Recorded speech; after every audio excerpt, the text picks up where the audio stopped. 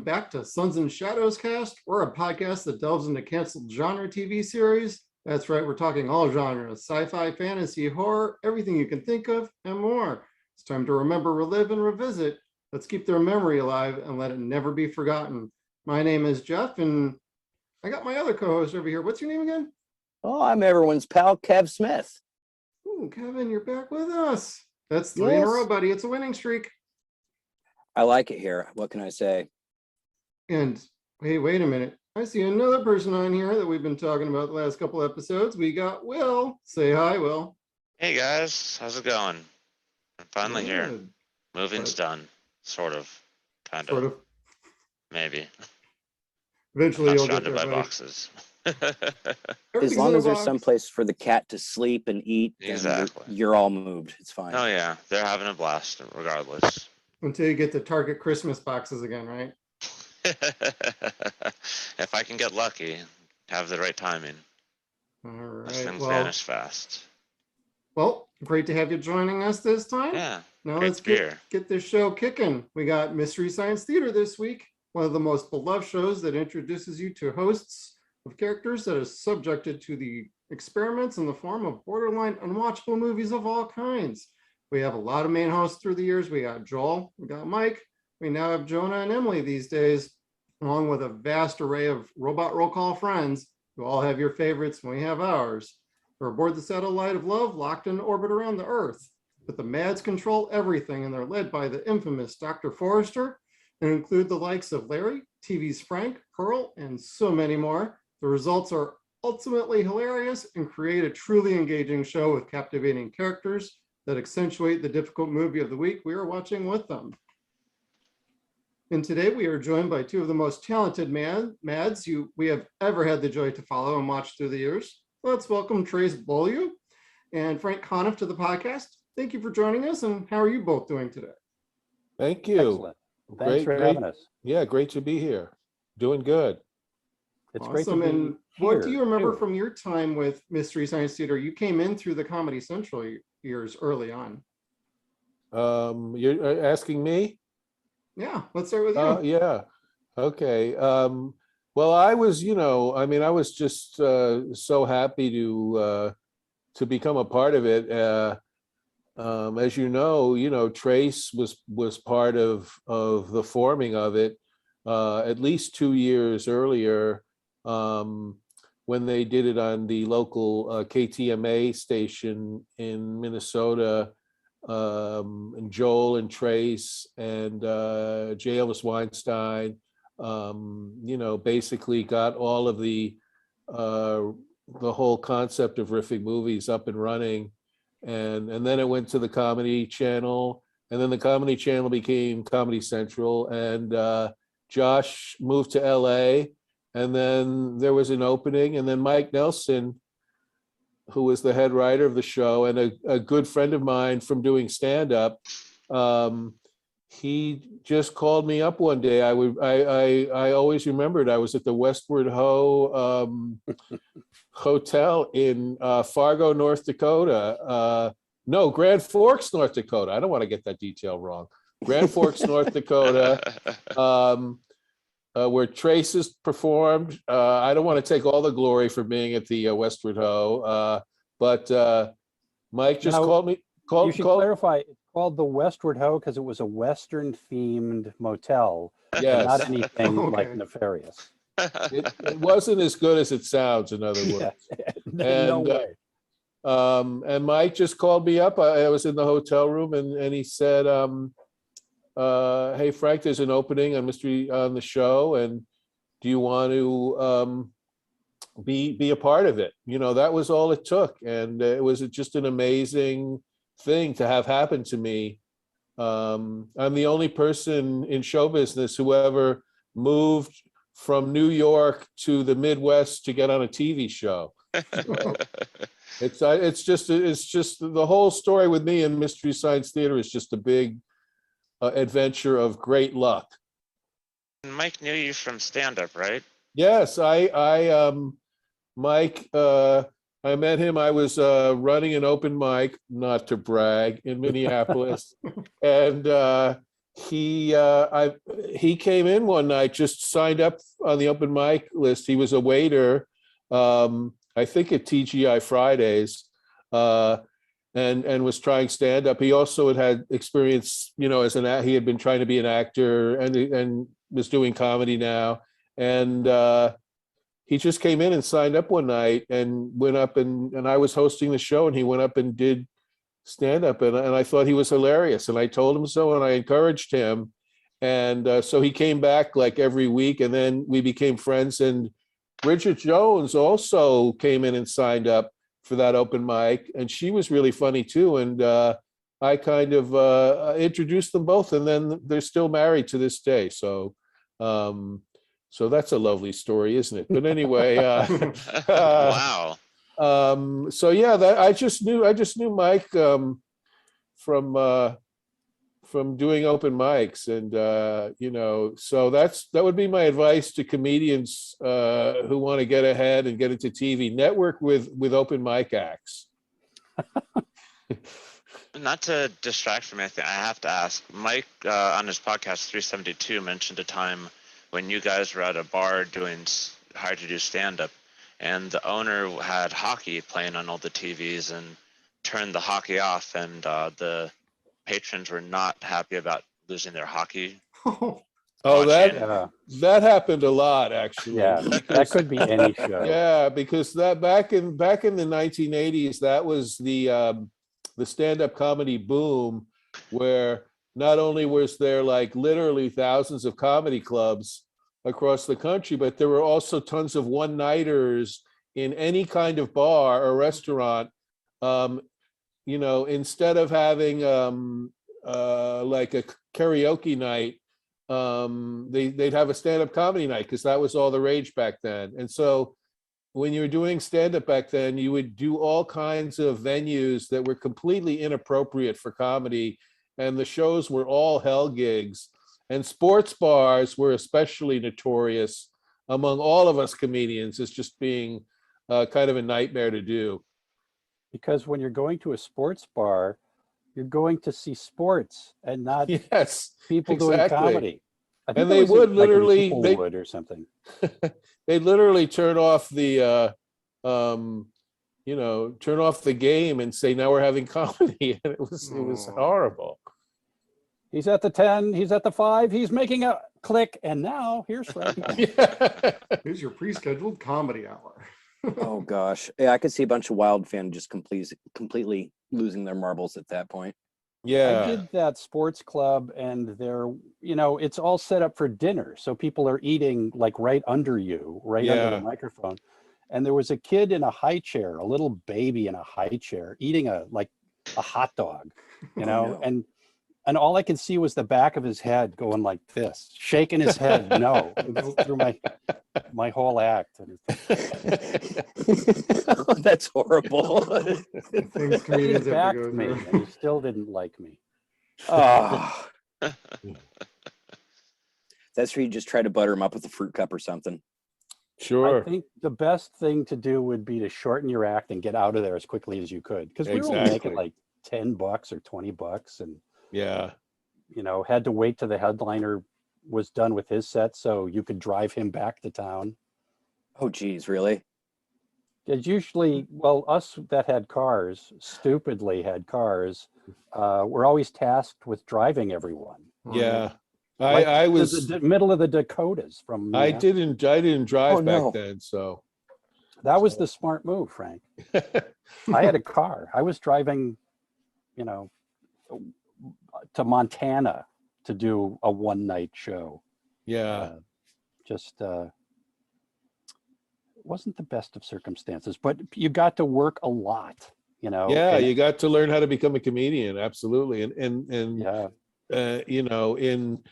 once you got into the city and you performed a club like the Comedy Gallery or Lewis Lee's club, the Acme in Minneapolis, once you performed at a club like that, then you had great audiences and it was a dream, and you'd feel good about yourself and what you were doing. But you had to go through, as part of your training, you had to go through all of the bad gigs too. You had to go play at Bob's Country Bunker, as it were. Yes, Yeah. or as I don't know if I'm allowed to say this, as Dana Gould said, Uncle Fucker's Chuckle Hut.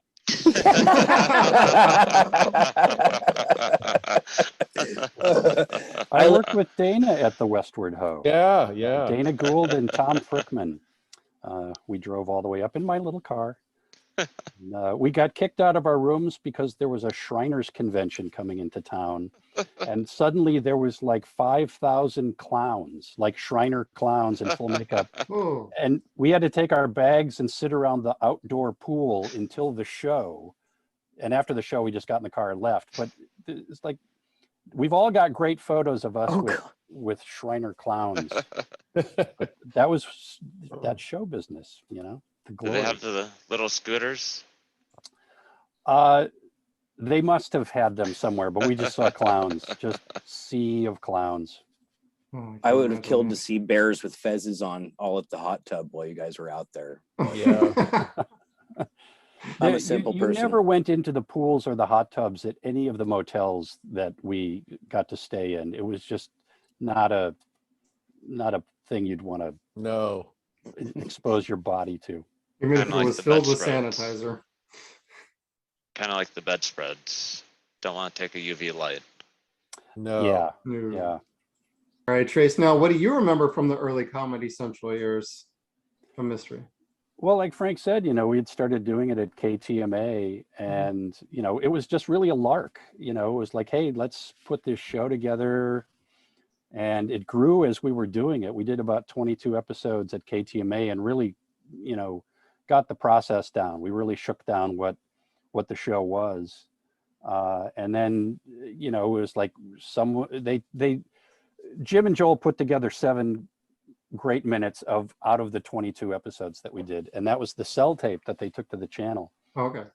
And Joel had a relationship with them at the time, and they were hungry for programming. You know, it was a new comedy channel and they needed a lot of programming, and we were a lot of programming. We were 2 hours of some of the least expensive comedy, you know, you could put up on the air.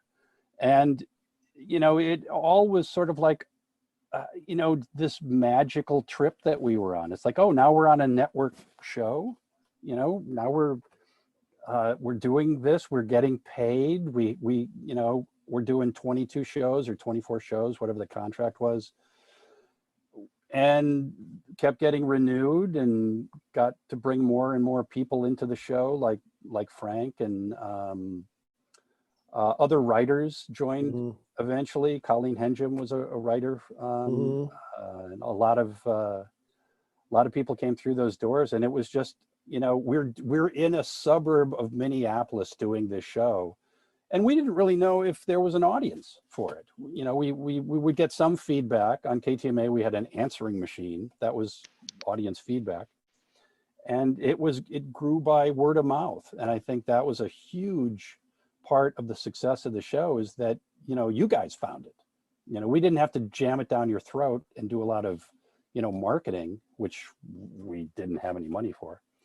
And I think that's part of the magic of the show, is that it got embraced by the fans very early and championed by the fans. And we're still beholden to everyone for keeping us working now, what, 400 or 500 years later.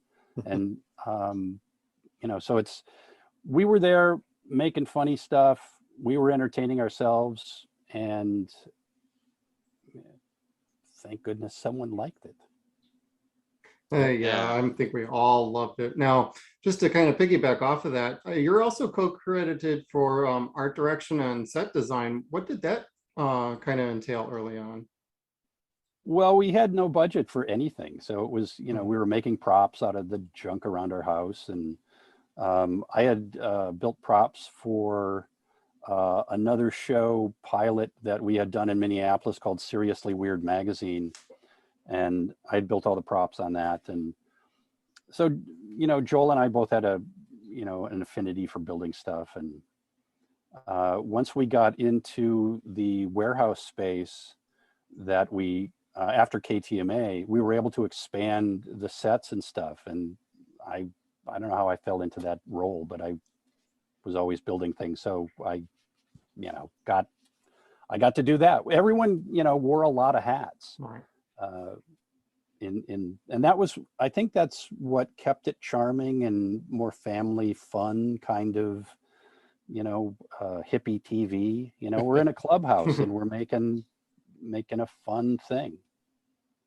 One thing I'm getting from what you're saying, and one thing I've really noticed throughout the years, and especially these days with you guys doing the Mads and Mike and Kevin and Bill doing riff tracks and MST3K, it seems like you guys really enjoy what you're doing, and that comes out in the material you put out. Like, you guys are really having fun, you guys are really enjoying yourselves, and that comes through. Oh, thanks. Yeah, I think that is a big part of it, is something we really enjoy doing. And, we have a very good relationship with our fans, because we love that they love it. And I think they love that we're having a good time. And it just adds to kind of a mutual feeling of fun among all parties. Yeah, there's not a lot of separation, where most television shows, it's very difficult to, approach it. Now it's easier because of conventions and the internet. But we were just desperate for friends. That's how I met these guys. Mhm. I mean, met true my friends, not fiancée. the TV show Friends, because I've never seen that show. Yeah, no, I met my fiance because of MST3K. Oh, really? Oh, cool. Yeah. Mhm.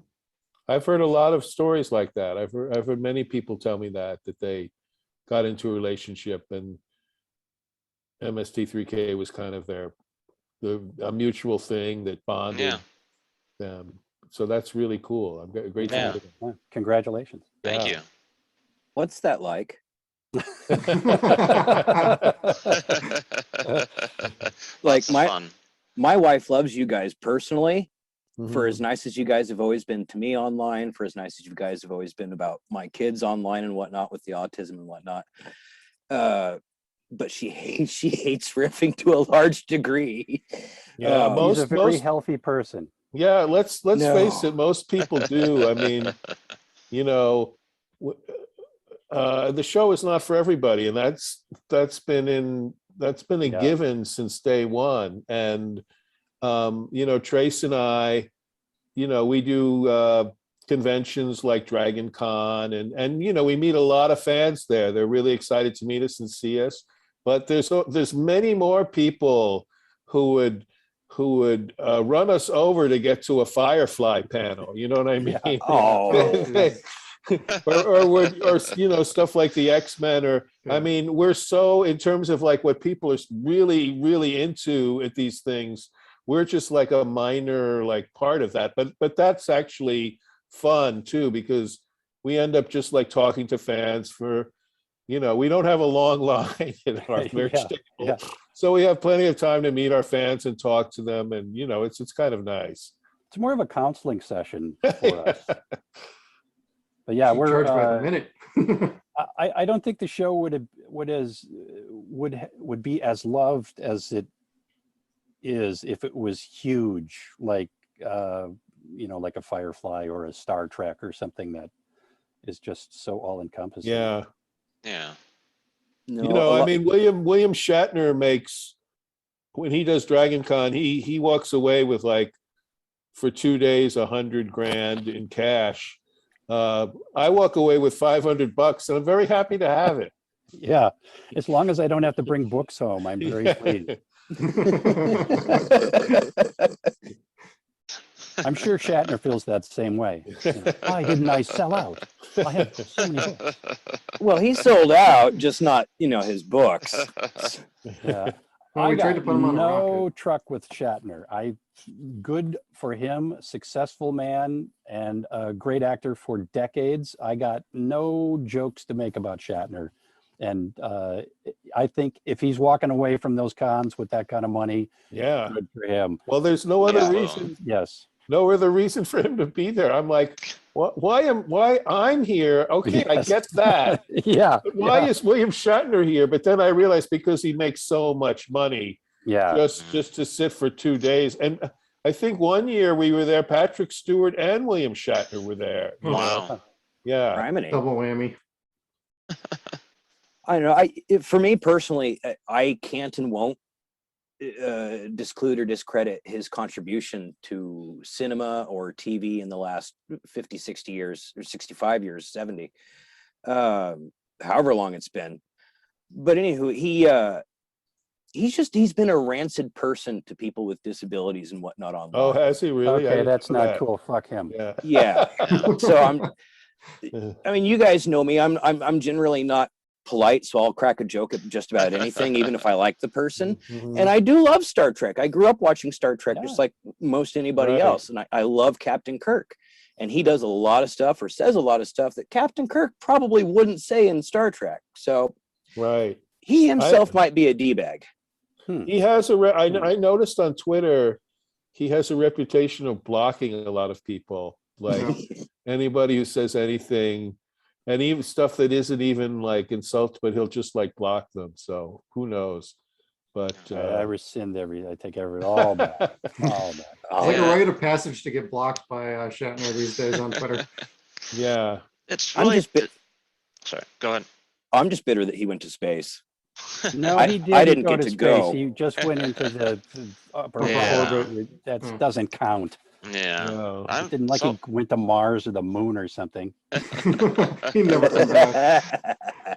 Yeah, I've seen some people that I thought higher of and better of before act disappointing online, and in some ways kind of weird towards their fans and kind of questionable towards their fans in a way that seems like they just, I don't know. Yeah, that's perplexing to me. I don't know why you would be that way towards, if you want to be that way, just don't interact. Don't be on Twitter. That's fine. Right. Yeah. You don't want to be bothered. You just want to do your work. Then don't engage. I get that. But the idea of a celebrity like being nasty to their fans is, I just wouldn't understand that. Just like taking their fans for granted and expecting Yeah. them to just like Yeah. laugh at everything that they say as if they understand it's a joke, and then like, Oh, well, now you're obviously talk- I'm joking. I get it. You're talking about my Twitter feed. I wondered if we were going there. Let's remember that not everyone in show business is well adjusted. Oh, I'm good horribly point. adjusted. I'm Some of very, us are here for therapeutic reasons, and I'm talking more like nasty to like their fans, and I don't know. yeah, that's just not why. I mean, Yeah. you're biting the hand that feeds you. Well, That belongs in politics. Oh, Oh, I don't. Yeah, no. it's just sometimes it's not always best to meet your heroes, because then you find out who they really are. Right. It's like when I met Alan Alda, which is the true thing. I always heard what a nice guy he was. And then I met him, and it was such bullshit because he was way nicer than I thought he was going to be. He That's was very cool. much nicer than his reputation. So That's even better. he's been deceiving us for years. How dare he? There's got to be a celebrity niceness scale with Weird Al and Alan Alda Yeah. and At the top, Henry Mike- Winkler. Henry Winkler, who I worked with, all of the people from Happy Days, with one notable exception, are all really nice people. I worked with Henry Winkler on Sabrina the Teenage Witch, and I also worked with Anson Williams from Happy Days. Both super nice guys.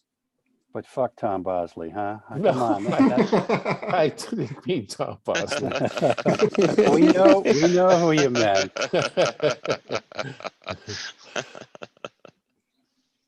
Well, I think that that scale, you guys are super high on that scale, and I mean, I've been active in the MST3K circuit for I think 3-4 years now on Twitter since I started doing MST3K motivation, and then now just being me. But You guys and pretty much everyone from the original cast and crew of MST3K are just the sweetest people on earth to your fans. Mhm.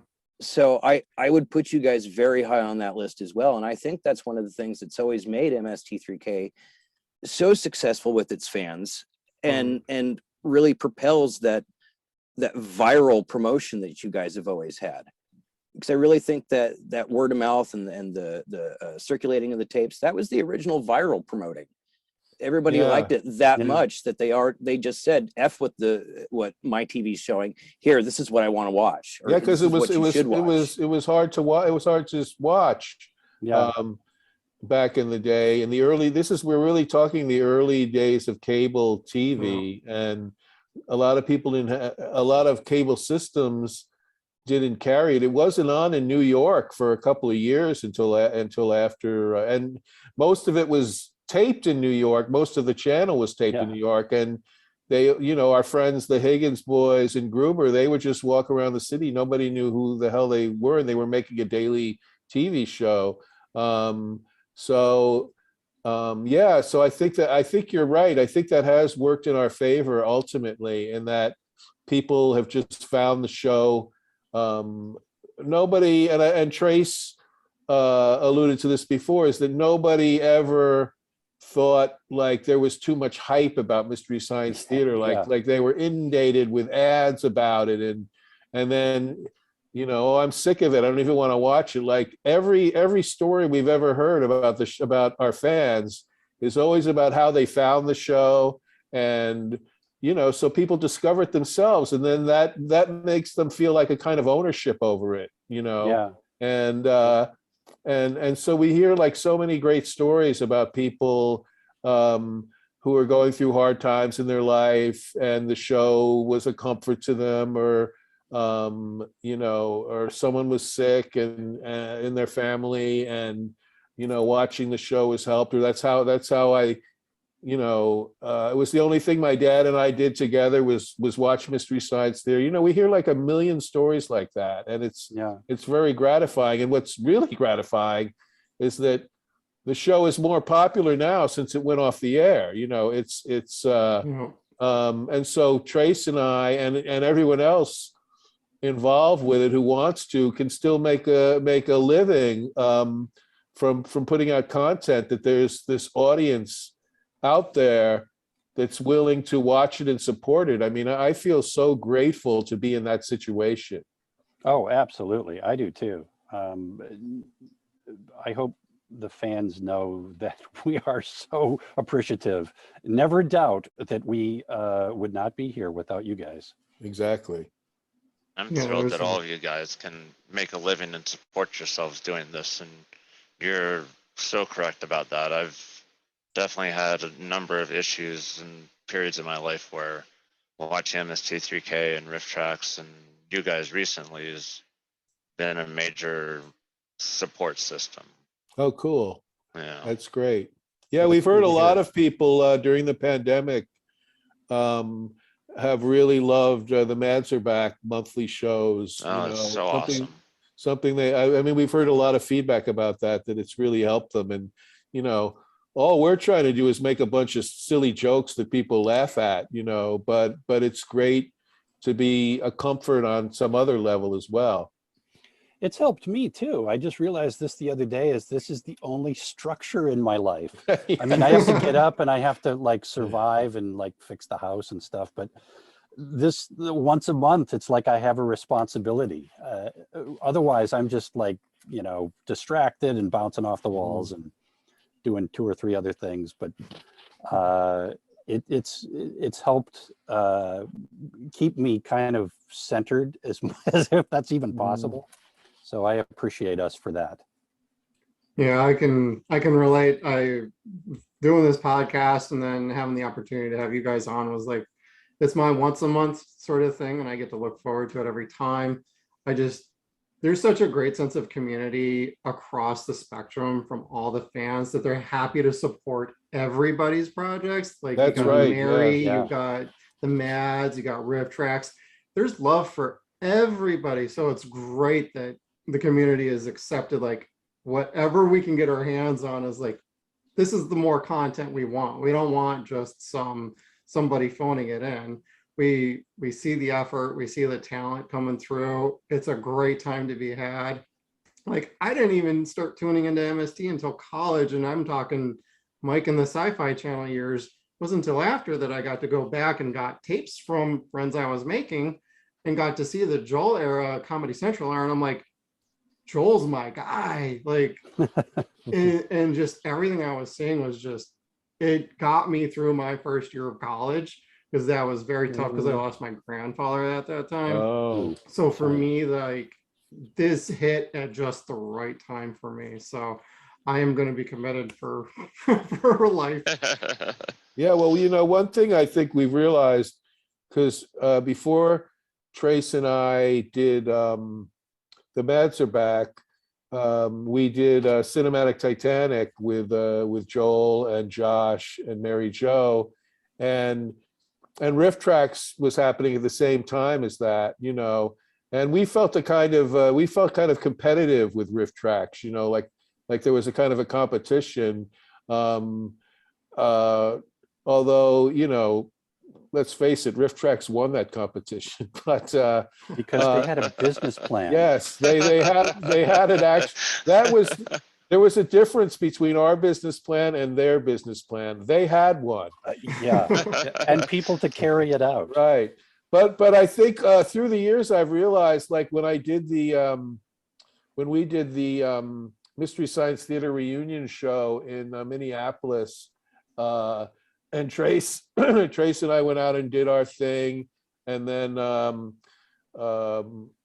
Mike and Kevin and Bill did their thing, and then Mary Jo and Bridget did their thing, and then Joel and Jonah did their thing, and I just realized that there's no competition. There's room for everybody. The fans are into all of it. I never see any kind of discourse online of people saying, well, I love Cinematic Titanic, but I hate Riff Tracks, or, you know, I'll only watch Riff Tracks, I won't watch MST. You know, no, there's nobody like that at all. Everybody just likes all of it, and that's a great thing.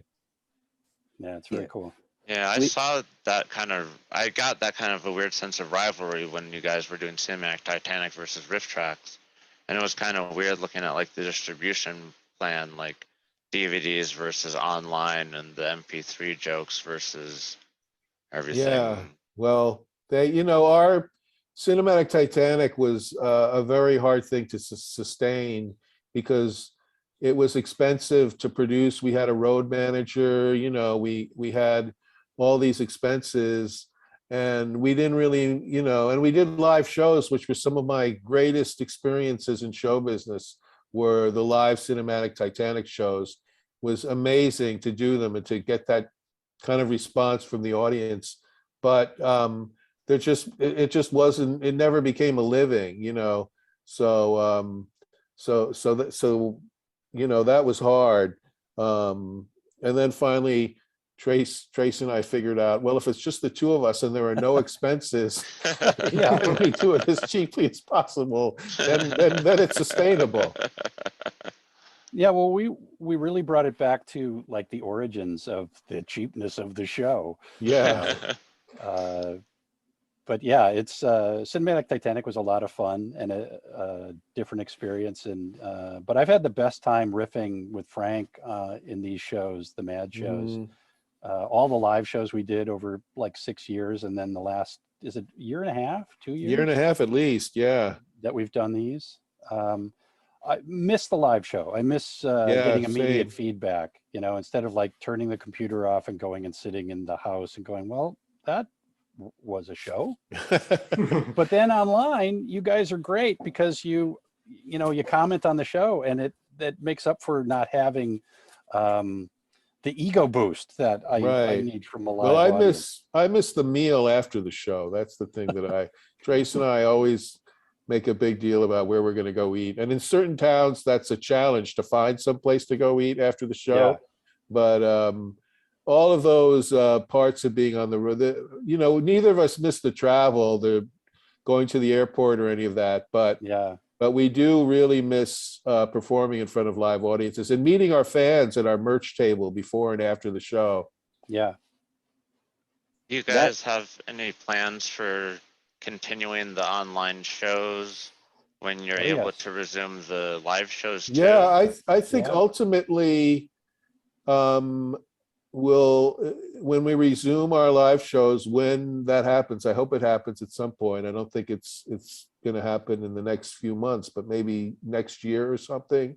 When that happens, but I think our plan is to just keep doing the monthly live shows and then do our weekend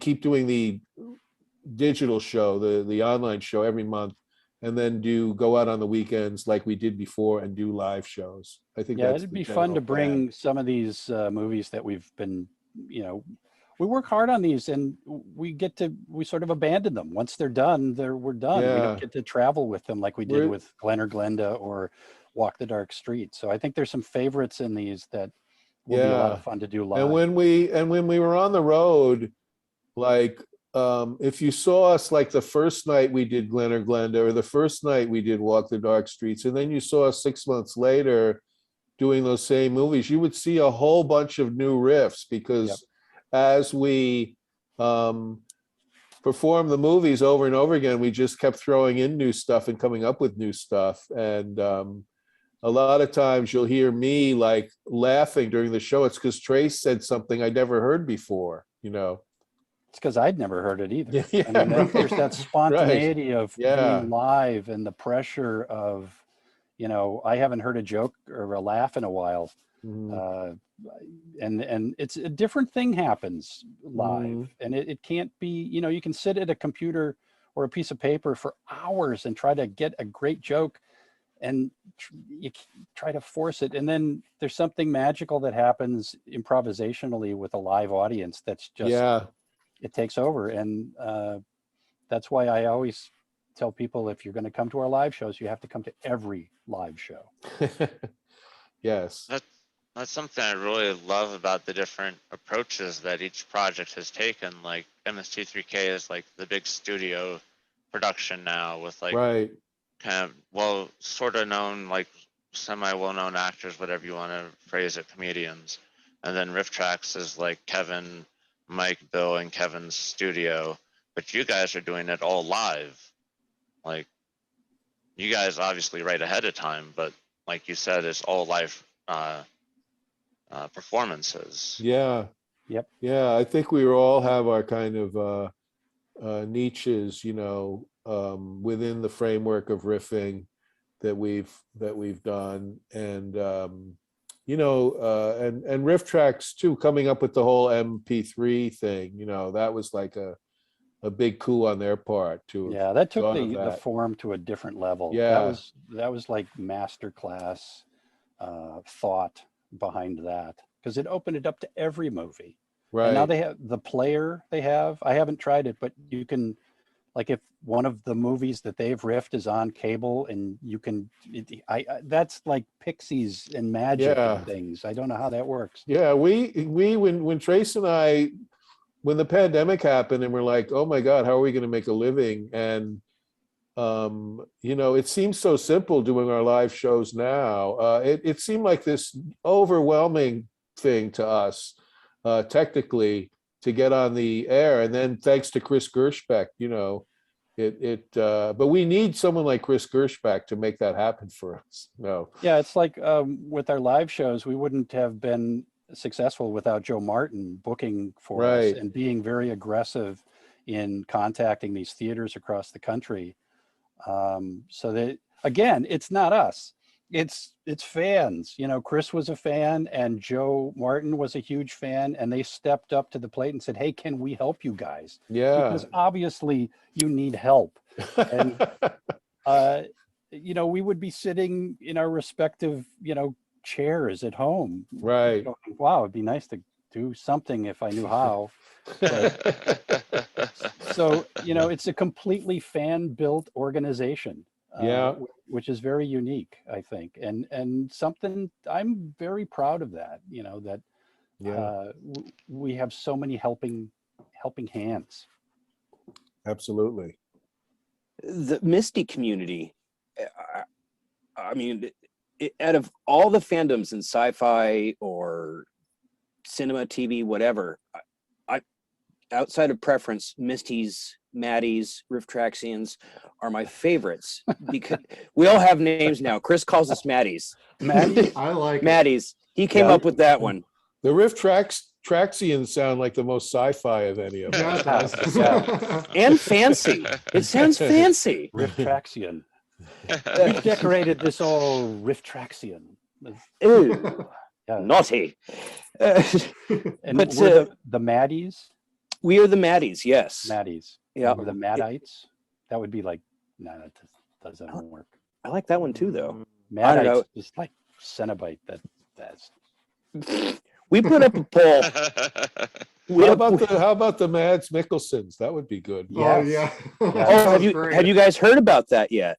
Heard about what? the The Mad. Mads Milkinson issue that we're having in the Facebook group. No, I Glimmer. you Wait, know. explain. Here's a Explain. story for you. So I'd say at least 2 or 3 times a day, Chris and I each have to delete posts that are getting reported saying or that are basically robots trying to get you to click here for the best Mads Milkinson pictures. Wow. So whenever we do promos within the Facebook group now for the upcoming show, once or twice we've put up a picture of Mads Milkinson underneath it, say, come see the Mads perform, December 14th. So yeah, we've had an issue with him. So I think a few Maddies have gone into the Mads Milkinson groups and started posting promotions for the December 14th show coming up. Well, don't make him angry. Yeah. No. He eats people for fun. So Yeah, he'll go Hannibal on you. yeah. But no, yeah, it's his name, as for as much as I like him, has been an eye twitch the last couple days. It's like, really? How are we getting so many of him in the group? Hey, we'll take him. That's true. If he joins, I'd be down for that. Totally. So, which, by the way, the Facebook group greatly misses you, Frank. Like Facebook in general. just I misses wish you. I was there. What can I tell you? I've been banned for life from Facebook, so I'm not allowed to corrupt the Facebook audiences. If they let me back, I promised Facebook I'd be more authoritarian and try to form hate groups. Then maybe they'd let me flourish, but they won't even let me come on their platform anymore. So, it's too bad. They Did wouldn't you even let ever you get form a any- Star Wars group? No, they wouldn't let me. No. And how did they inform you? Did they just unplug your? No, I got I won't go into the whole thing, but they sent me a message that said, because of this post, you've been banned and you have 2 weeks or however long it was to appeal, or you will be banned from Facebook forever. And so the links that they gave me to appeal, like none of them worked. Like I couldn't get in touch. I couldn't get in touch with anybody. I couldn't make my case. Yeah, it's just robots. Yeah, it's just robots. And there's literally, like at Facebook, like I don't know if anybody has ever talked to anyone at Facebook. I Nope. think that's like an impossible thing to do. You can't call a number. There wasn't a number I could call and explain, but there wasn't even anyone online that I could interact with. It was like you said, it was an artificial intelligence and a robot that just decided that I shouldn't be on the platform, and I had no way to appeal it. And because I really think they were not justified they completely misinterpreted what my post was. And I think I could have easily made that case if there were human beings to talk to about it, but there weren't. So now I'm gone forever. You're better off though. I mean, Probably. as much as Facebook is great for promoting and stuff, it's kind of evil. Yeah. Yeah, I've well, noticed it. It's kind of evil in the way that Hitler was kind of evil. Well, you see, if you say that, that's exactly the kind of thing that's going to get you banned from Facebook. I got All right, warned there I go. just for saying have a great sale to one of the physical media companies. I got a warning, and then I got a warning 3. and they were doing like a little contest thing, like please like, share, comment, and you can gain an entry into our giveaway. And I'm like, okay, have a great sale. I got a warning for that. It happened again Wow. like 2 weeks later. I'm like, what? What am I doing here? I'm saying have a great sale. What? This is a non-issue, but I I got like to use Huh. Facebook for what it was originally intended for, is finding hot girls. It's rating the hotties. Yeah. Who's hot and who's not. That's the whole basis of Facebook, and they've Yeah. completely abandoned that. go I back to know. MySpace. I'm a child. I was always there for the memes and the kitty pictures. Yeah, I mean, I miss. I that's what I miss actually. I miss being able to post my cat pictures on Facebook. They were very popular. Why and, isn't there a platform just for that? There there must should be. There must be. William, this is your next task. No Yeah. sad doggy things. Yeah. But kitties and dogs, that would be cool. Yeah, that'd be great. Yeah. Just a pet photo based platform, like not even Instagram nonsense, no social influencers, Hmm? just pets. Which That's cats are hot interesting. and which cats aren't hot. Yeah, Right? Millie is that's hot. actually Let me a just good say. sounding social platform that's Yeah. not negative. Although the Mhm. thing is, it's gonna turn into something horrific. Well, people will make it negative no matter Exactly, what. That's yeah.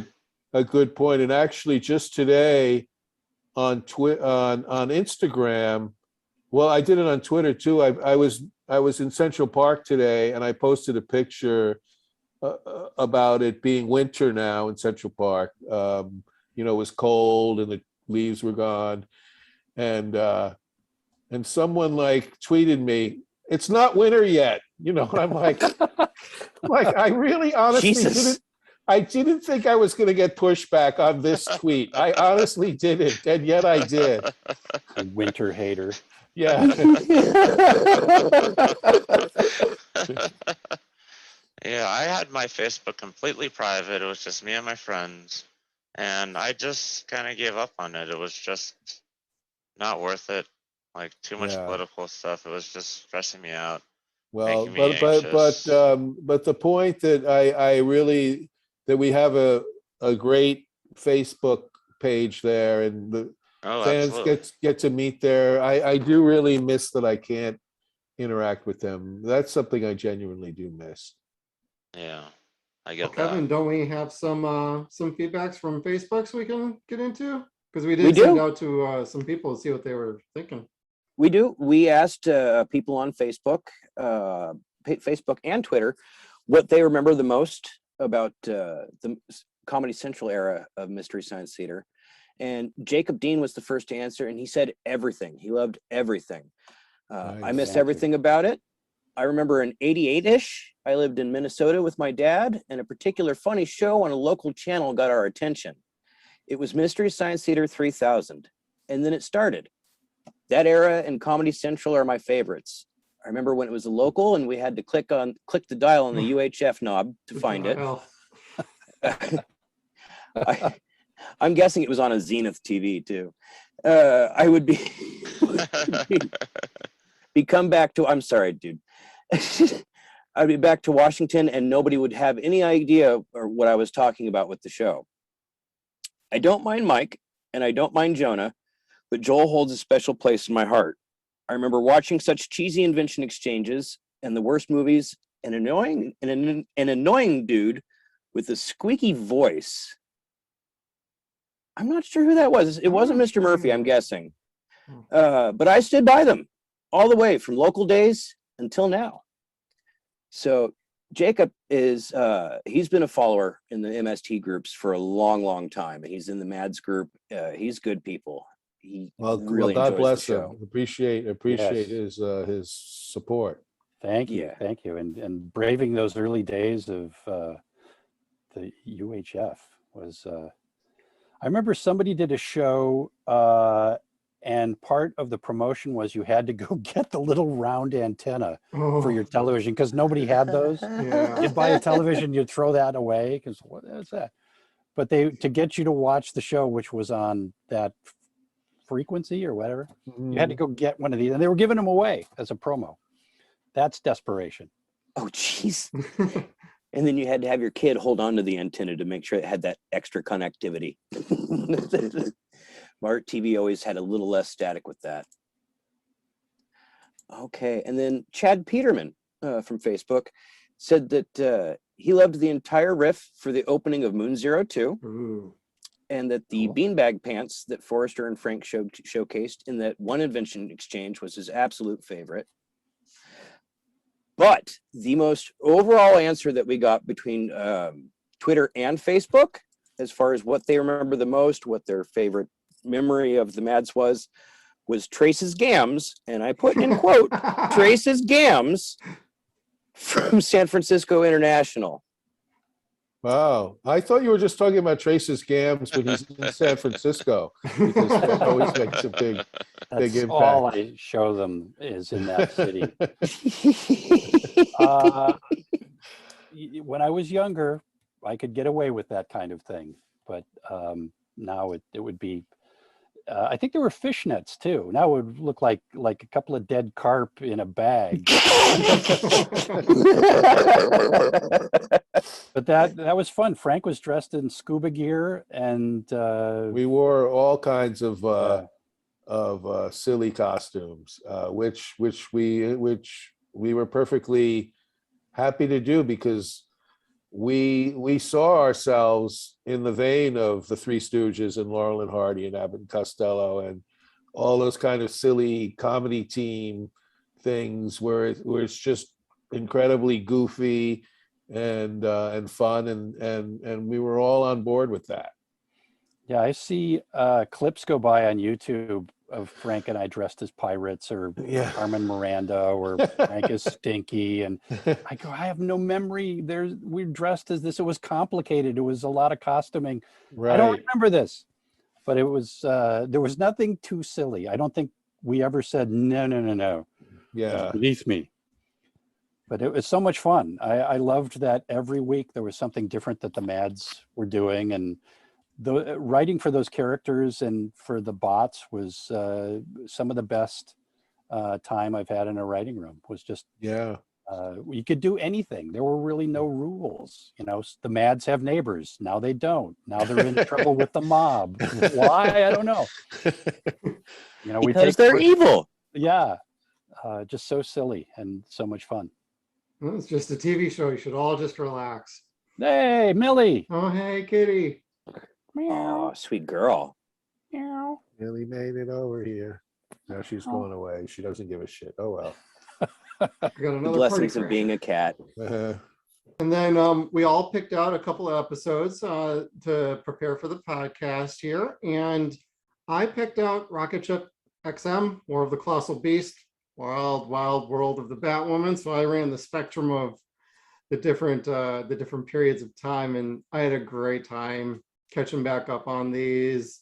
And I, especially when I was watching Manos, because that was the last, I wanted that fresh in our mind for when we get to that point. But I love the chemistry you all had. And I know Rocket Ship XM looked to be your introduction, Frank, but I thought you were so endearing when you first showed up on the screen that I couldn't help but be like, this is going to be a fun ride. So I had a really thank great you. time.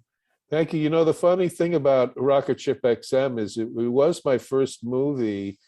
And it was only later that I realized, we started doing other movies, that as far as quality goes, like Rocket Ship XM is like way above most of what we did in terms of its, you know, I think it was actually made by a studio, you know, and it has good actors in it, and it looks good and everything. Like I had no idea when I was doing Rocket Ship XM, I'm like, oh, this is so bad, but I had no idea what I was in for, you know. Yeah, plenty of bad to come. Yes. A series that you picked out? Yeah, so the first one I picked was Pod People, because that was the very first one I ever saw. My dad's friend sent him that on a tape because he knew my dad had that kind of sense of humor like my dad's friend did. And I was the one who ended up watching the tape, and I watched it pretty much to death. And I love the ridiculousness of it, all the different movies kind of crashing together in this horrible, horrible way that is almost the complete opposite of how Tarantino would do if in his kind of crashing of movies together, and the Yeah. horrible band and that horrible music and the weird little alien critter and the kid with 50 animals and just and the guy breaking the eggs. Just so many awesome little hilarious weirdnesses, and Mhm. just, and with the puppet, it was great because I was like 5th or 6th grade at the time, and yeah, and just your guys' sardonic, kind of sarcastic, tongue-in-cheek, just kind of having fun sense of humor just really appealed to me. Oh, cool. Cool. Yeah, just clicked. Right. Yeah, that was, I mean, if you're gonna rip off ET, it seems like you could do better than that, But I'm glad they didn't. I'm Yeah. glad that movies like that exist that are so bizarre where you go, I Yeah. can't explain this to you. It's pod people. I don't even know why it's called that, but you got to watch this thing. And the intro from that totally other movie, Riff Tracks tracked it down and did it. But like the intros, like the little intro sequence with the titles and the credit, it's from a completely different movie. No, I Yeah, didn't know that. there was this weird thing with movie. I don't know if Pod People was one of them, but Yeah, and Cave, where we got it from some distributor, and they always change the credits, and often they change the title of the film. yeah, I think for like Marooned, which was a big studio movie of the 60s, of the big stars, Gregory Peck, Gene Hackman, that they let the rights lapse for it, and then whatever distribution company got it, they contractually, I guess, they had to change the title of it.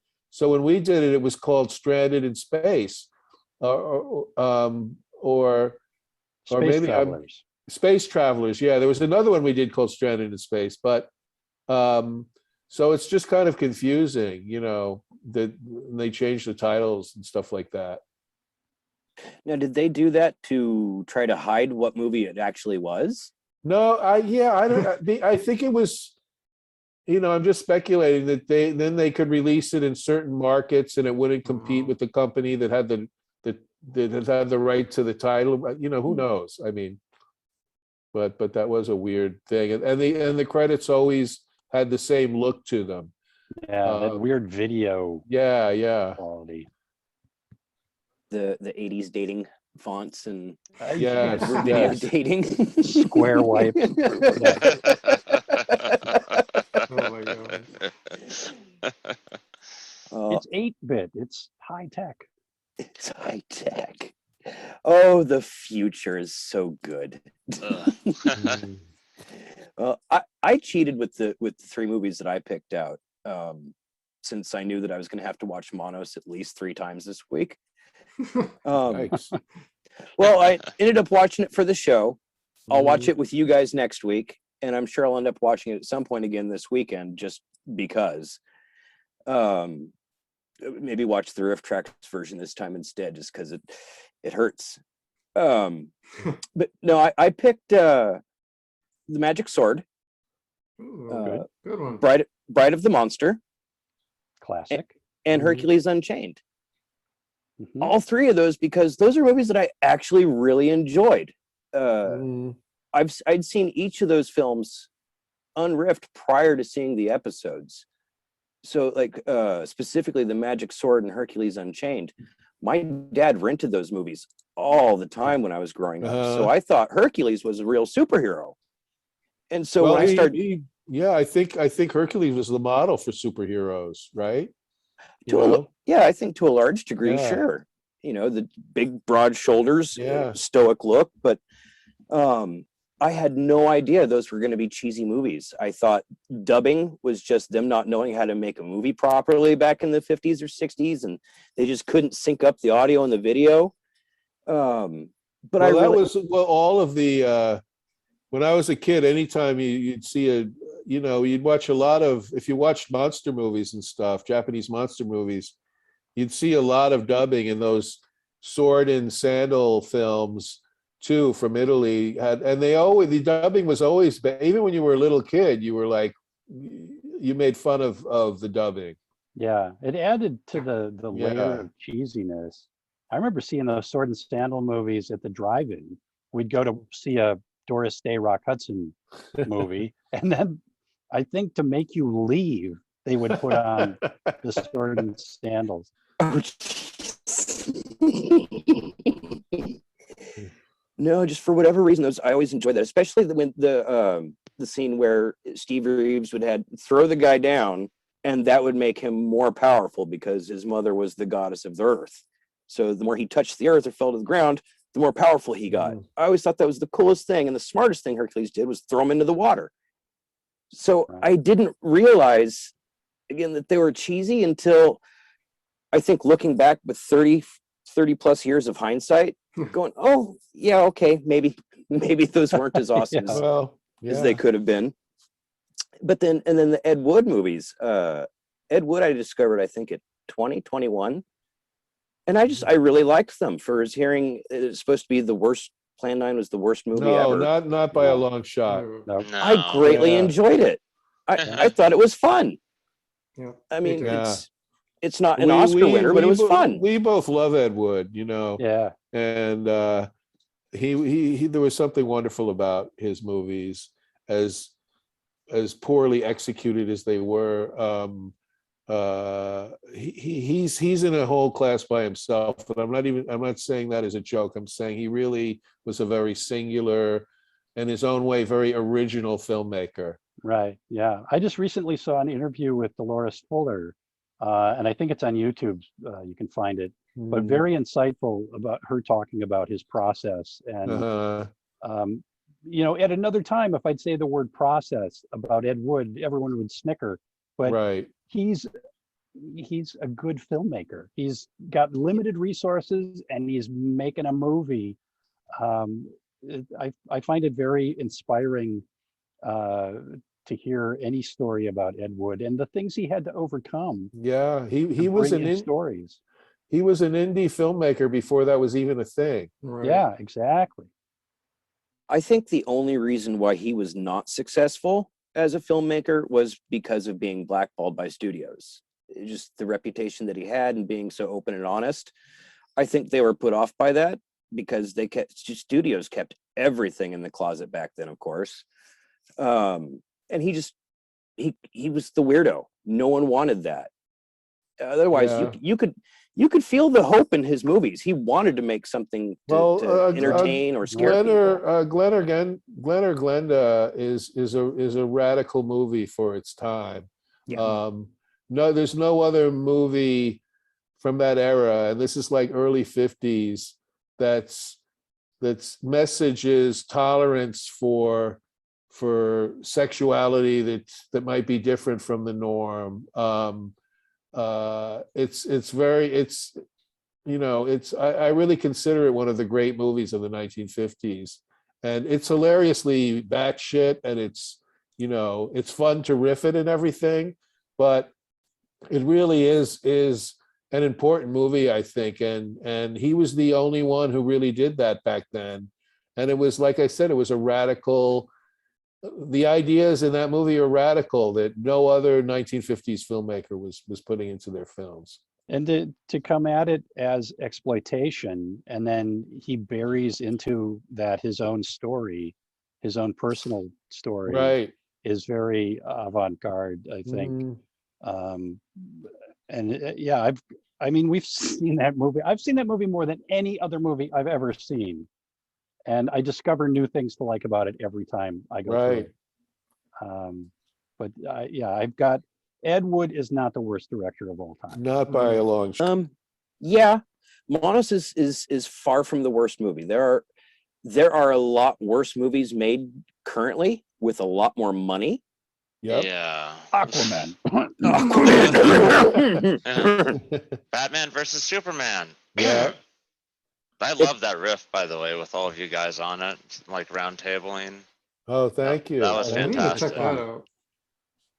Yeah, but it took how many people to have to suffer that movie. It was just And we only had to watch a segment of it, so it wasn't Yeah. like we Well, you weren't saved yourself a responsible couple for the whole hours. thing. Having to watch that segment over and over, just even a few repetitions would be painful. in all fairness, that's the same segment that my wife watches, because again, she doesn't like the movie in general, and when I'm watching it, it's riffed, so she'll only listen to the parts with you guys and Bridget and Mary Jo, which I think are right next to each other, so she doesn't complain too much, or at least she'll stay in the room for that half hour or so. So another movie that I picked, going off of Kevin's talking about Ed Wood, was The Sinister Urge. I don't know anything about the 1960s view of pornography and everything, but it's so alien to me. And plus with Ed Wood's twist on everything and his views on the world and reality, it's just so bizarre and just Well, so surreal. I think that's the movie. I like what they don't actually say pornography in it. I love the term they use, the smut picture racket. Yeah, yeah. Which actually makes it seem much better, you know. Yeah, was that the one that he just wrote and didn't. One of the films we did of his, he just wrote and he didn't direct. I don't know if it was that one or one of the other ones. I'm not too sure.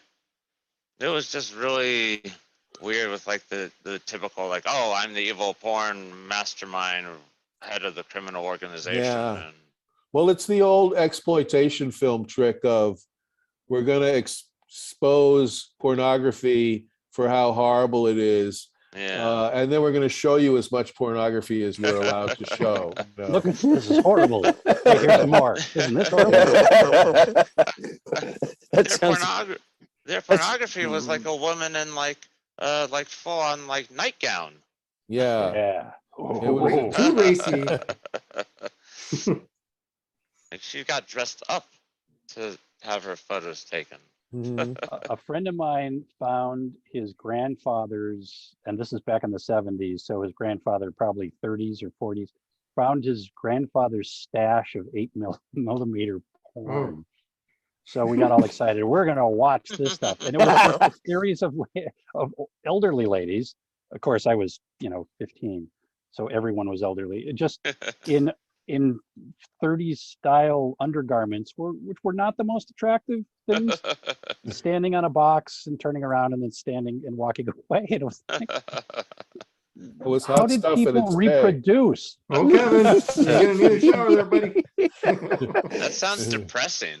It was horrible. It was the only other, I walked out of 2 movies. One was that one because it didn't satisfy. The other one was Hardly Working, the Jerry Lewis movie.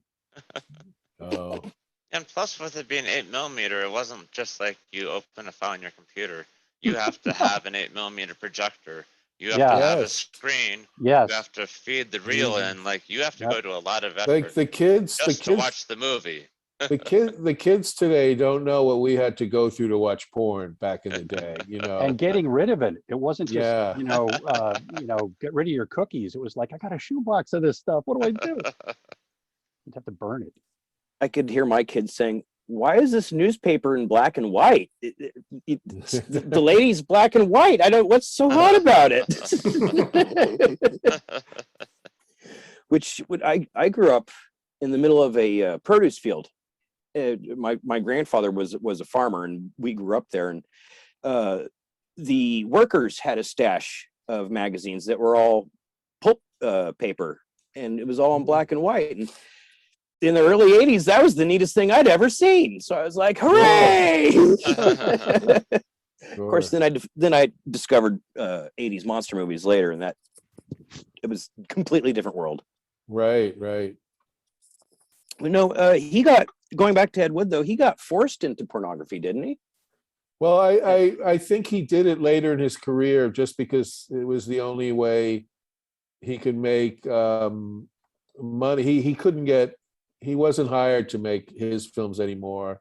Yeah. And I think that the tragedy of Ed Wood's life, from my understanding, is just from what I've read, is that he just kind of descended into alcoholism, and then that he descended into poverty, He was very destitute at the end of his life, but I think a lot of that had to do with his being an alcoholic, and it's a very sad thing, because I really wish he could have seen how famous he was going to become. I'm sure he had no idea, and that his movies would end up giving a lot of people pleasure.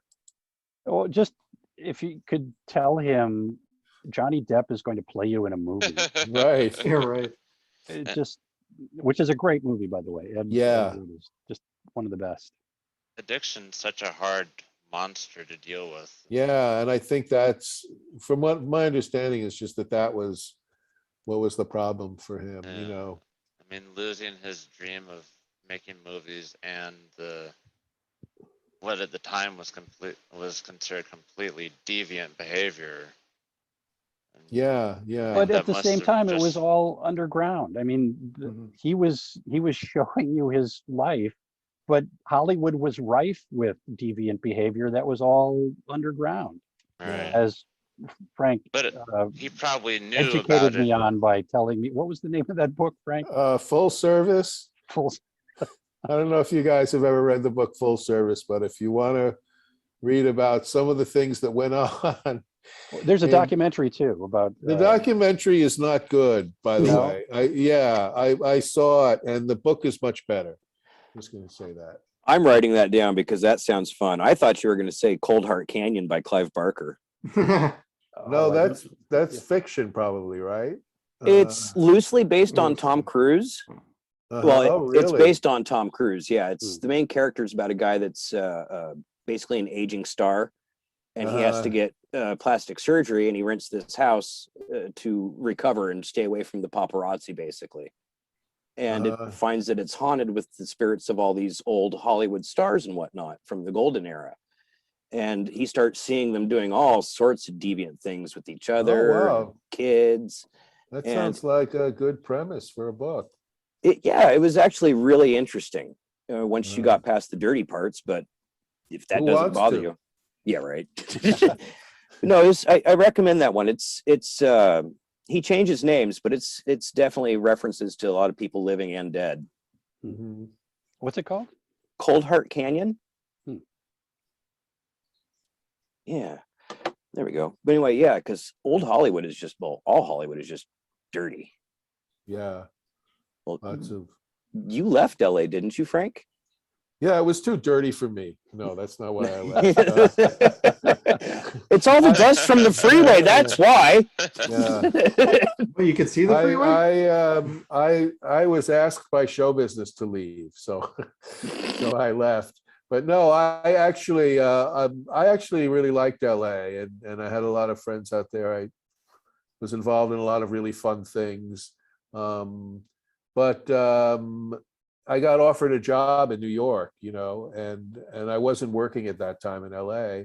I was offered a job working with John Fugelsang on his TV show that he was doing in New York. So I moved back to New York, which I think that was like almost, like 9 years ago now. I've been back in New York, and then I've loved being back in New York, but I really liked LA too, and I really loved Minneapolis as well. All of the places I've lived.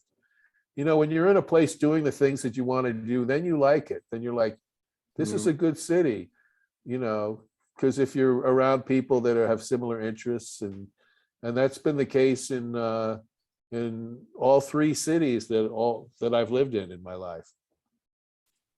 That's lucky. I'm Yeah. stuck in Redneckville, where Where do you live?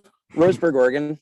Oh, Roseburg, Oregon. Well, Yeah. Oregon is great though, right? I mean, I like Most Oregon. parts of Oregon are nice, but there's a Yeah. lot of rednecks here. Oh, A lot okay. of rednecks. That don't know the difference between heckling and riffing.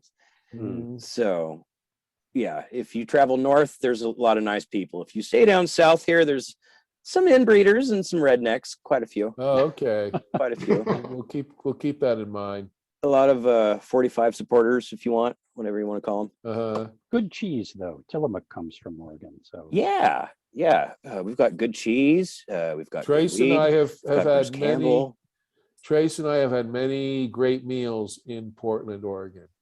Kenny and Zooks. Yep.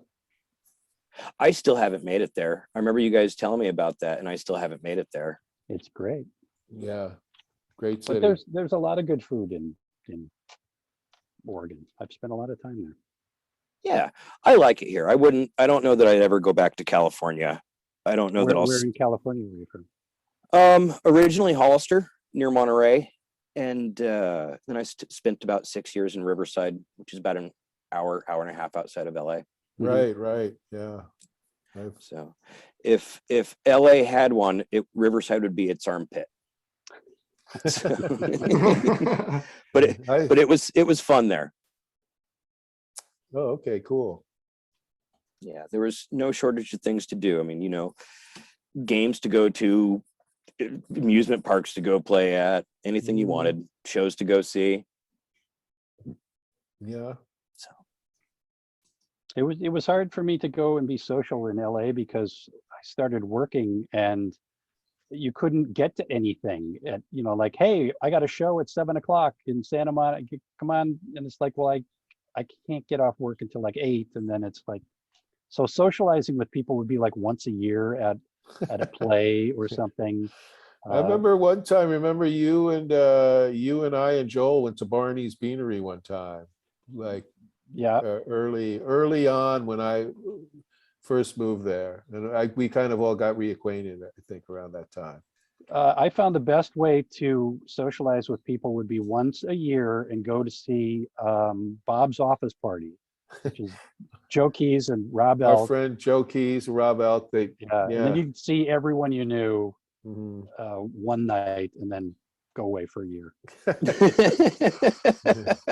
It's almost like an entertainment family reunion. Well, yes, everybody's exactly. working, and it's like, but that's the way it is in show business, though, too, is that you work on a show, you become close with people, or you're involved in some project where you're hanging out with people, and then you don't see them for a long time, but then when you see them again, you still have this connection, and it's really, you pick up where you left off, but the nature of this business, though, is not seeing people for a long time. They go off and do something, you go off and do something, and then at certain points you reconnect. Well, during the Comedy Central era, how long were you guys in the office together? Were you guys working together all year long, or was it just certain months out of the year? It was 6 weeks and then a week off, which is different from other comedy shows where they just do a season and then they take 3 months off and then they come back. Whereas this was 6 weeks off, 6 weeks working, 1 week. And then on the show, we were in the writing room together a lot, but then after that, Trace would be off building things, and Joel too. And the first year, Kevin was the editor. He was in the editing room. So people were doing different things, but we were all together in this one industrial warehouse. And it was decent hours too. We came in around 9:30, went to lunch about 11:30. Right. Worked for the rest of the afternoon and left at like 5:30. 5:30, yeah. And it was a very humane, schedule, as opposed to like out in Los Angeles where you were owned basically. Some shows. I remember when I worked on the Drew Carey show, which wasn't normally that late, but I remember one night we worked till like 4 a.m., which was just crazy. Yeah. And a lot of shows are like that. The shows I worked on weren't quite as bad as that. So there'd be some like late nights, after a table reading or something. But I've heard other stories of others where that's a common thing, where they're just there till 2 a.m. every night. Good gracious! And a lot of them are doing physical stuff, beating themselves up, and doing multiple takes for those actors anyway. Right. Yeah. I've told the line 500 times. What more do you want? Yeah, Stanley Kubrick. Let's go for another round. So Jeez. for my third film, I had trouble figuring out which one I want specifically. I love 12 to the Moon, especially the Design for Dreaming short. Oh yes, Uh, that's great.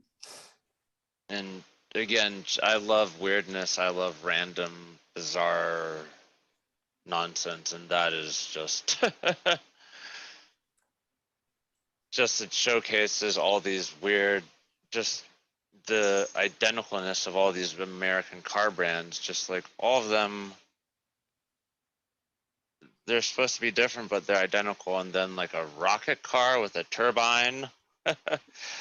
And then the movie itself is hilarious with like the big corn-fed white wasp American guys like leading the crew, and I like the French guy as the communist traitor, and just I don't know, it's really fascinating in its own way. But Hercules Against the Moon Men is also great mhm. with the sandstorm. Is that the line sandstorm If instead that's of the deep one, hurting? if Yeah. that's the one where Deep Hurting and Sandstorm is from, I'll take your word for it, because I have no concept of that stuff. Yeah, I don't Of remember what we details. did in what film. That's our fans that like tell us. Yeah. Yeah, that was that film that you did, and you know our fans are much more knowledgeable about the show than we are. Oh, absolutely. Yeah. You cannot tell how many times I've had to proofread or go back and rewrite something in one of my old MST3K motivation posts, because if I didn't get something right, if I misquoted or I got an Yeah. episode wrong, if it wasn't just any general Misty that would tell me, you got that wrong, that's not how it is. One, I look like a dork, but two, if I got it wrong, God forbid Lynn from Annotated MST would find me and just read me the riot act the entire time I'm drinking coffee in the morning.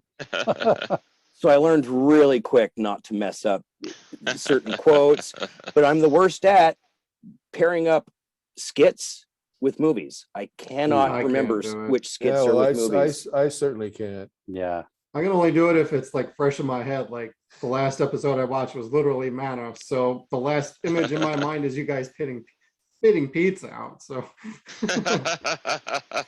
Yeah, pretty much. Yeah. Otherwise, I cannot keep them straight together. So I could appreciate you guys not being able to remember that Oh either. yeah. Well, Definitely. it was a factory. We were working through material so quickly, and 24 we- episodes a year at the time. yeah, it's hard to keep it all straight.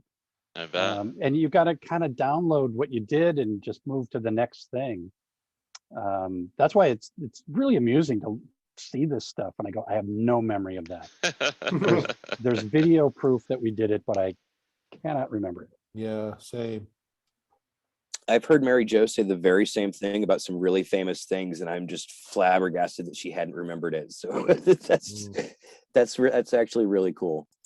Yeah, I do love about Hercules Against the Moon Men all the jokes about Alan Steele and how oily he is, and just the muscle and nonsense, and just like how he's just a useless, muscly mass of uselessness and just ridiculousness. And I think there are a lot of jokes.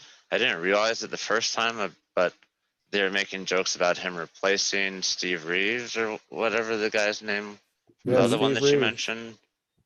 Yeah. Steve Reeves is the famous Hercules. Right, and That's like the he was actor the budget. everybody thinks Right. of when they think of And- Hercules. Yeah, and Alan Steele was like the budget, like super like discount rental car company versus Hertz Steve Reeves or whatever.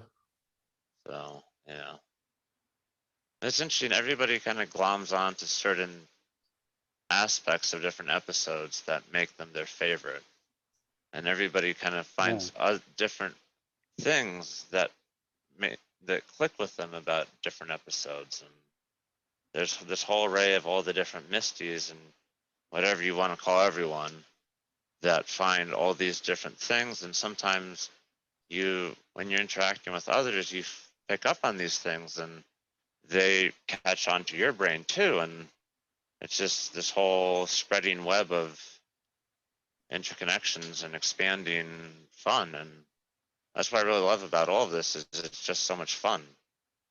Sure. That's what Yeah. it's about. That's what it should be. Fun. Yeah. Now, speaking of Exactly. fun, you guys have a great event coming up where you're going to be covering Manos. And from what we're hearing, it's the brand new restoration that Jackie is responsible for. How excited are you guys to get into that and actually see this film for how good it looks now? It looks Um, great. I mean, the print is really, really Yeah. impressive. Um, the film is still the film. Right. I don't know why it needed to be restored, but I'm glad they did. And it's the first time I think both of us have seen it since we riffed Yeah. it. Yeah. So I didn't even remember like what the way it ended or anything like that. I had no memory of any of that. So it was interesting to revisit it. And it's such an iconic part of Mystery Science Theater that it felt like as a special Christmas show, it seemed like that was the whole idea for me, at least, of like why we should do Manos now, because it's Christmas and it's like our passive aggressive Christmas Yeah. present. Yeah. I love Yeah. that. I didn't remember a frame of this movie. And I'm reading Jackie's book about the making of it and growing up, experiencing, from a child to the popularity and all of that. And it's, yeah, I would say this director is also, he might have made a bad film, but under the circumstances that he made it under, I can't fault that. It's Right. like he's not a filmmaker, but I mean, he had a background in comedy and performing, but he's Right. a huckster, more of anything. And that's, I think, a really successful filmmaker has to be a salesman too, to get the thing made. Right. So I admire this film more this pass through than I think I didn't appreciate. Plus, the one we did, let's face it, was a pretty terrible print. And Yeah. that just added another layer of Yeah. to it. So now I'm finding it harder to riff on something that I know more about. Yeah, I find it interesting. Like when I was watching it, just when someone makes a film and they don't know anything about filmmaking, it just kind of makes it. It kind of adds to the charm of it. Like for Yeah. instance, there's at the beginning of the movie, there's like an establishing shot of El Paso, I think it is. Yeah. And nothing happens in El Paso. There's no need for that shot. Yeah. And then the movie is filled with like really awkward staging and where they finish their lines, but then they're just standing there for like Yeah. another minute. Just all and it kind of just it's kind of really stuff like that is really enjoyable actually. Yeah. It's sincere. Yeah. Yes. The Yeah. guy approaches it with sincerity, like this Mhm. is his vision. Like it Mhm. doesn't matter if he doesn't know what he's doing. He's doing what he wants to do, and he's doing it how he thinks it should be done. And that's kind of the same thing, I guess you could say, with The Room by Tommy, but not Yeah, the rest of his stuff because he's too self-aware at this point. Yeah, and also unlike a lot of the films we've done, Tommy Wiseau, in my opinion, there's like a nastiness and like Yeah. a negativity and a misogyny in the Yeah. room that, and I understand why everybody loves riffing on it because it is like just so terrible, but It's nasty. it's not a film I'd want to spend a lot of time with, like the way we have with Glenn or Glenda or Yeah. Manos. It just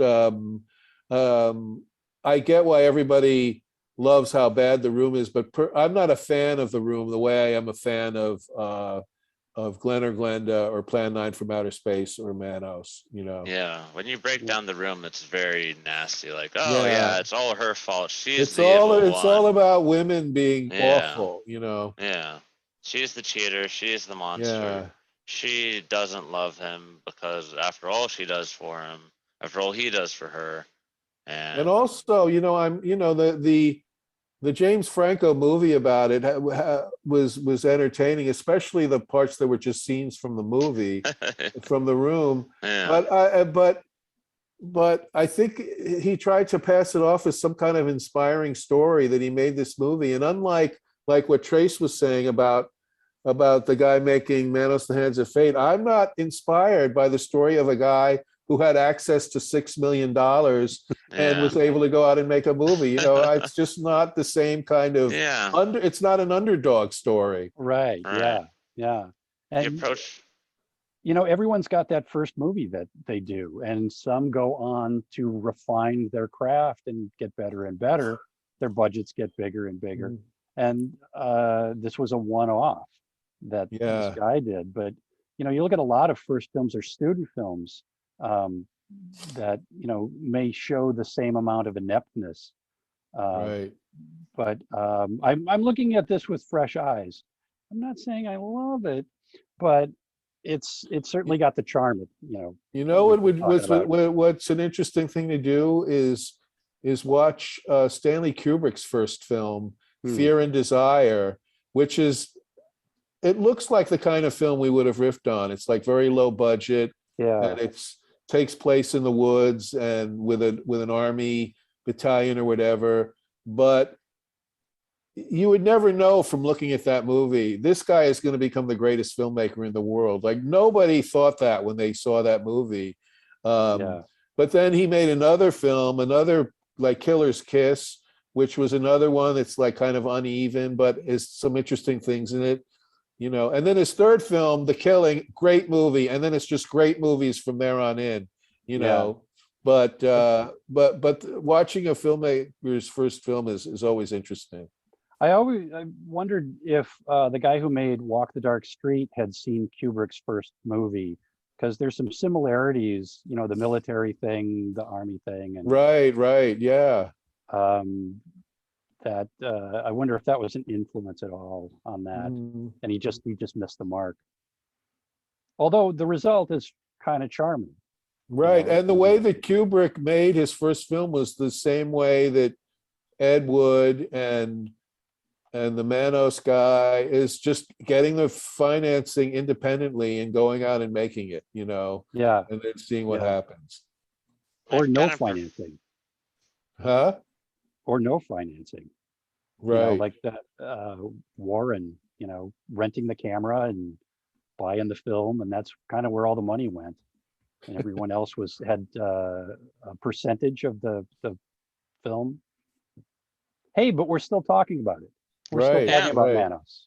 And I love the directors who do really sincere but really awful movies, and it's just a one shot.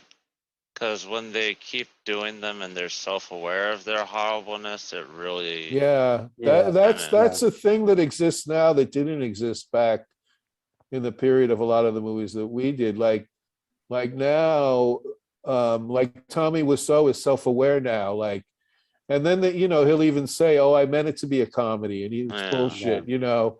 same with the Birdemic guy. Yeah, the Birdemic Yeah. guy is a great example. I haven't seen the sequel, but I love the first Birdemic. Was like so in the vein of Ed Wood and stuff like that, and very sincere. But I've heard that now he's got self-awareness and he's you know, and it's not as entertaining that way.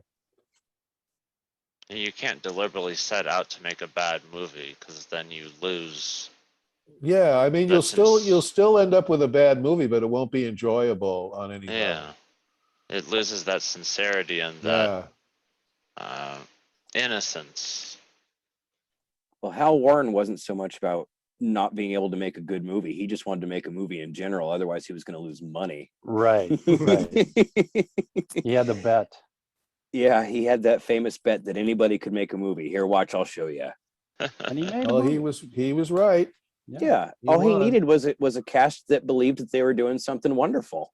And Jackie's dad, her whole family, and that whole troupe of actors thought that they were going to make a movie that was really going to make an impact on the world.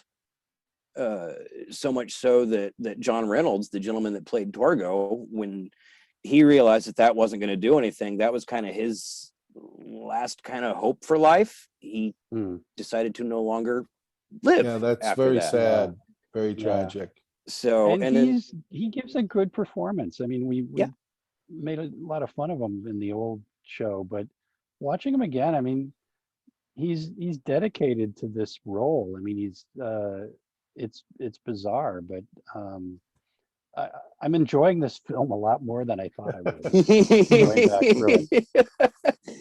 he did something that people would talk about for God knows how long. So I wish, again, just like with Ed Wood, that was something that he would know posthumously, that you know, Yeah. so many people know him regardless. Yeah. So, oh, he was great, but the movie great, not so much. Manos to me hurt me. It was probably my least favorite MST episode. It might be one of my favorite Riff Tracks live episodes, though. So I don't know why. I think it was because I've had to see Manos, the MST episodes so many times, with one trying to figure it out, or not figure it out, memorize it. So again, I didn't sound like a putz when I'd talk about Manos online. And then two, I was working for Jackie for a little bit, wanting to help her get scheduled with conventions and whatnot.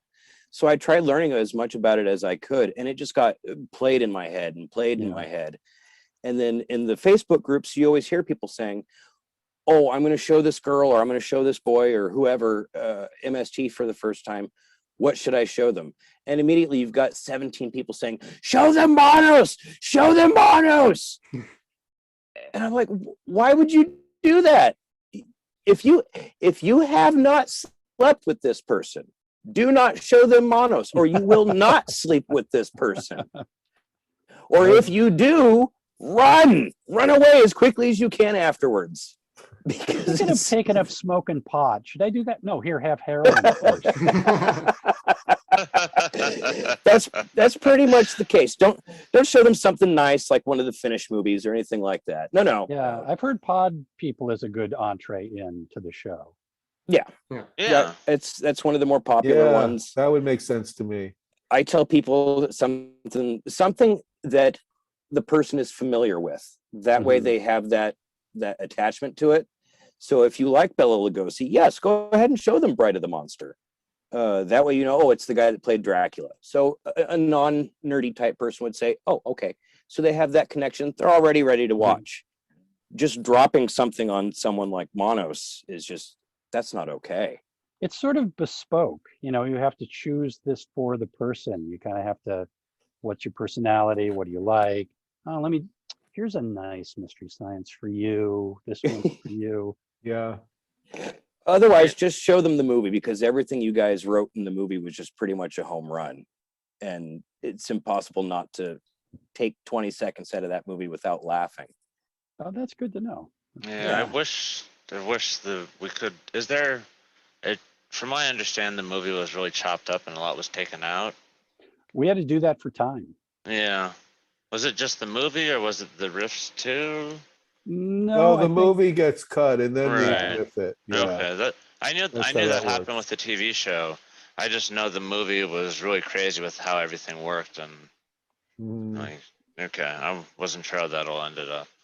Yeah, That must have been a really chaotic time with all that going on.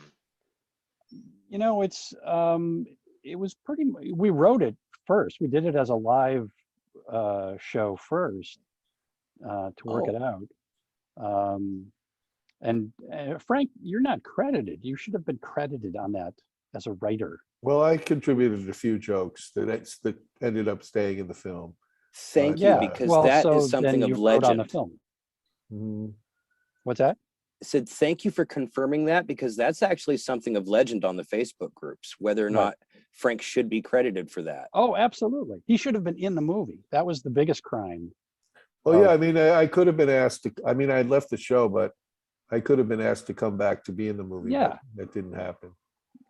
There's two things that really pissed me off about the movie. One, Frank wasn't in it. So Forrester had nobody to play off of. That was really weird. There was no theme song.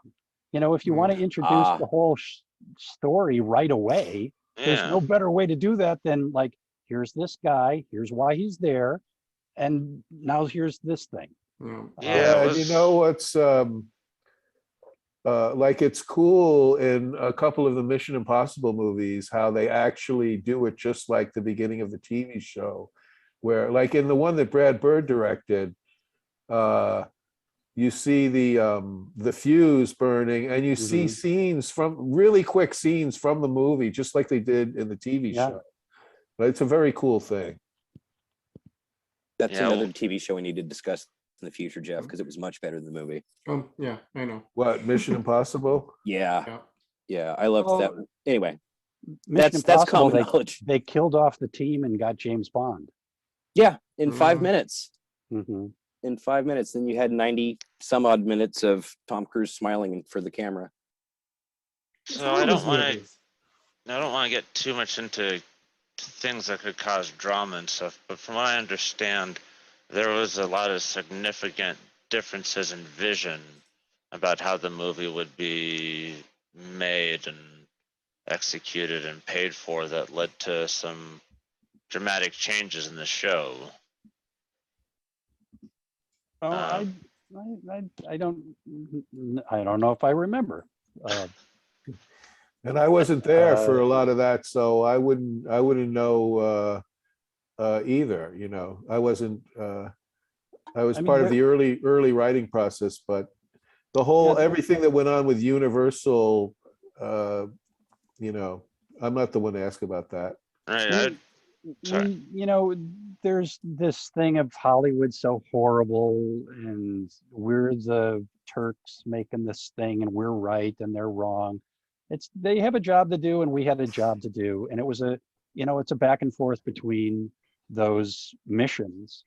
And they would object to a joke, and we'd go, well, that's kind of the kind of joke we do. But those are the trade-offs you have to do to make a studio movie, and to make a movie that's big enough that they can market it too. I'm not so pissed off at those suits that they ruined it. I think the end product speaks for itself, Oh no, I except for love the those end two things I'm pissed product. about: Frank and Yeah. the theme song. No, the end product is amazing. It's totally, like you said, it totally speaks for itself, and it's a great way to introduce people. But then to go through all of that and then have the marketing pulled. Well, Well, that's like Trey said, that's yeah, beyond our Yeah. Oh, control. I You know, know. yeah. Yeah. that's the way they did it, and Yeah. you know, It's just It's hard to tragic. have sour grapes about that kind of stuff, No, because you don't know absolutely. what's happening, that they've got other product that they've got Yeah. to move forward, stuff that they've spent a lot more money on that they No, have to absolutely. deal with. Well, it's Um, just the way things are. There's no point being and upset over. it still has a life. It may not have had a long theatrical release, but it did really well the first weekend, and it's still in the world, and it's more people have seen it now than saw it in the theaters.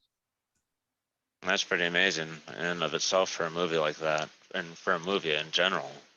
Yeah, you look at bigger movies that with real budgets and everything, like Lebowski, that wasn't didn't do well at the box office. Now that's a classic. yeah, there's a Everybody, lot of movies like that. yeah. My new favorite ones is going to be Willy's Wonderland. So if you guys haven't seen that one, you'll probably hear me just boast about it online for being good, cheesy good. Yeah. Oh, okay. Did- I haven't heard of that, so I'll check Is it that a out. Nick Cage one? Yes. Okay. Frank, just to give you reference on that one, I saw it and I immediately pinged Carolina to tell her that her and Marcus need to see that movie. So Oh, okay. it's a cheesy horror film. So Carolina and I both saw Pig, and we liked it a lot. Oh, did you? Yeah. Cool. Yes, Willy's Wonderland. It's cheesy on purpose. Nick Cage does not have a single line in the movie. They make him out to be the man with no name, and he actually does a really good job at it. He's a great actor. Yeah. Yeah. Hard of Space was amazing. I really love that. I'm a huge Lovecraft fan, and it's different than the book, but really interesting. I really loved it. He does a great job too. I want to see that.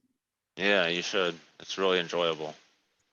Really quick before I forget, I'm sorry. Before we go to revisiting and we'll go looking at reliving, was it hard then, or was it a little hard now with Manos specifically, writing riffs with having so much space in between dialogue? It's easier that way. Is It's it? much Yes. easier that way. Oh, You- cool. Writing riffs over dialogue is the worst, and we've turned down a million films that because there was too much dialogue, too much voiceover narration. Mhm. The spaces between the dialogue is what we always look for when we're doing a film. You know, Right. it's like kind of an essential element. And if a film has a lot of talking, however cheesy it might be, we usually pass on that, you know, because Yeah, when someone is talking and then there's a riff over the talking, they both kind of cancel each other out. Yeah, it gets too muddy. Manos is wonderful in that it presents a broadside of a barn every couple of seconds.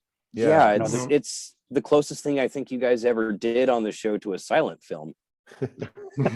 Yeah. At least half of it anyway. Yeah. So yeah, I was always wondering that with that episode specifically, was that harder to fill time, having to do more skit type jokes rather than real No, quick riffs? it's better that way. Yeah, Very interesting. It's a gift. you Yeah. know, something like that. That's cool. And then with the live show coming up, and you said this is our Christmas present, which is thank you. Some kids get cold. It's true. It's still better than that.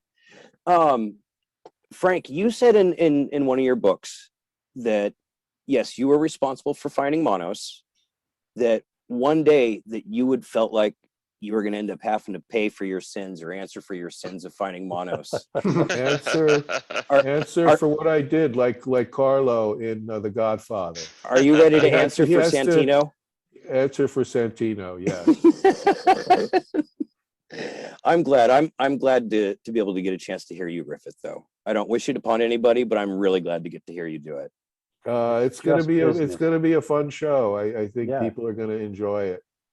Yeah, I'm greatly looking forward to it. I'm looking forward to seeing you guys do the fresh riff. Looking forward to seeing the fresh version of the show. Looking forward to hearing Jackie's stories because those are always interesting. I can't wait to see it. I'm excited. We're all very excited, and Absolutely. we can't wait to see it next Tuesday, 14th, 5 p.m. Pacific, 8 p.m. Eastern. That's right. And Yep. get your ticket by showtime, and if you can't watch it then, watch a download later. Also, it My- will be a watch and download later. Awesome. Absolutely. And I always recommend getting the show or getting your ticket at least an hour before the show. Ooh, good, That way good you're tip. able to hang out in the pre-show because Chris puts together an Oh, yes. amazing clip, an hour-long clip every week Yeah. of I just need the to write coolest this down. trailers you've ever seen. And we've got a couple hundred people in the YouTube chat having dinner together and talking, waiting for the show to start. It's Oh, that's very a cool. That's really awesome. good time. That's great.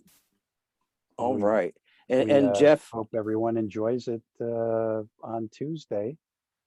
I've got a lot of questions for Jackie too. Awesome. I hope. Yeah, I people don't- can send in their questions too if they have Yeah. it, if they have it for them. yes, Chris has a post, I think, for specifically for questions on both Twitter and Facebook. So look that up for either CS Gersbeck or Dumb Dash Industries. He's got the post there. We have it in the Facebook group for the Mads are back. Go ahead and send your questions in now. You could also send questions in during the show itself, and those get sent to Chris, but not as quickly as he'd have them collected before. Which, may I say, talking to you guys during the dress rehearsals is a pain in the ass. When you guys we'll ask a question, I'll try to reply in the chat, and it usually takes 10, 15 seconds after the fact. Oh, okay. So I apologize for that anytime I go to answer something. No, it's no worries at all. Believe me. Yeah, we appreciate it. Yeah. And then, Jeff, I know you started, but I've never actually gotten to do one of my promos live before. Can I actually read the promo for this? Yes. Okay.